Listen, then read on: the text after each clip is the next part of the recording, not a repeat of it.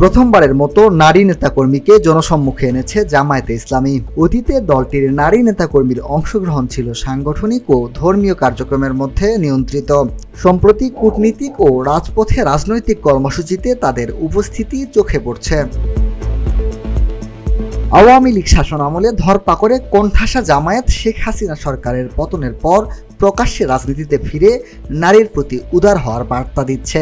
দলটির আমির ডাক্তার শফিকুর রহমান গত ৩০ নভেম্বর বলেছিলেন, আমাদের বিরুদ্ধে অপপ্রচার চালানো হয়, জামায়াত ক্ষমতায় গেলে নারীদের ঘর থেকে বের হতে দেওয়া হবে না, কিন্তু আমরা কথা দিচ্ছি এমন হবে না, তাদের পোশাক নিয়ে আমরা বাধ্য করব না। বসুন্ধরা, উত্তরা, বনশ্রী, কুড়িল ও বাড্ডা সহ রাজধানীর বিভিন্ন স্থানে অভিজাত ও অত্যাধুনিক মানের ফ্ল্যাট কেনার এক নির্ভরযোগ্য প্রতিষ্ঠান প্লেজেন্ট প্রপার্টিজ লিমিটেড। তাই আপনার স্বপ্নের আবাসনের জন্য আজই যোগাযোগ করুন। Pleasant properties limited, where destiny matches eventually. ধর্ষণ, নারী ও শিশু নিপীড়নের প্রতিবাদে 5 দফা দাবিতে গত শনিবার রাজধানীর প্রেস ক্লাবের সামনে মানববন্ধন করে জামায়াতের মহিলা বিভাগ। হাজারখানেক নারী নেতাকর্মী মানববন্ধনে অংশ নিয়ে ধর্ষণের বিচারের দাবিতে স্লোগান ও বক্তব্য দেন। অতীতে কখনোই জামায়াতের নারী নেতাদের প্রকাশ্যে স্লোগান কিংবা বক্তব্য দিতে দেখা যায়নি। গত বৃহস্পতিবারও জামায়াতপন্থী সংগঠন নারী অধিকার আন্দোলন প্রেস ক্লাবের সামনে মানববন্ধন করে।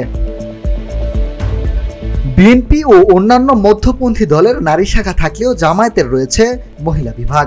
এর নেতৃত্বে রয়েছেন একজন সেক্রেটারি। মহিলা বিভাগের কার্যক্রম জামায়াতের মূল কার্যক্রম থেকে আলাদা।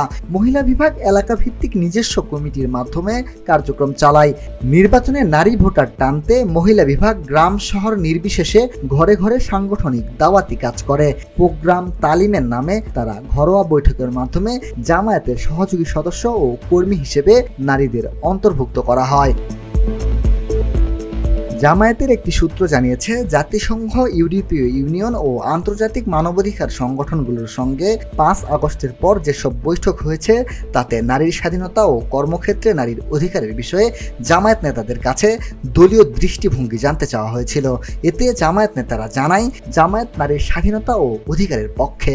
ইসলাম নারীকে স্বাধীনতা, সম্মান, অধিকার দিয়েছেন। জামাত তা অনুসরণ করে। জামায়াতের মহিলা বিভাগ নিজস্ব কর্মপদ্ধতিতে কার্যক্রম চালায়।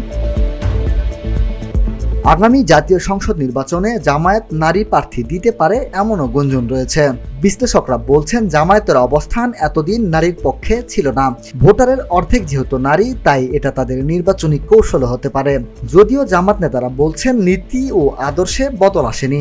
আওয়ামী লীগের 15.5 বছরের শাসন আমলে জামায়াতের উপর দমন পীড়নের কারণে নারী নেতাকর্মীকে প্রকাশ্যে কর্মসূচিতে দেখা যায়নি। মিনহাজুল ইসলাম, ভিওডি বাংলা, ঢাকা।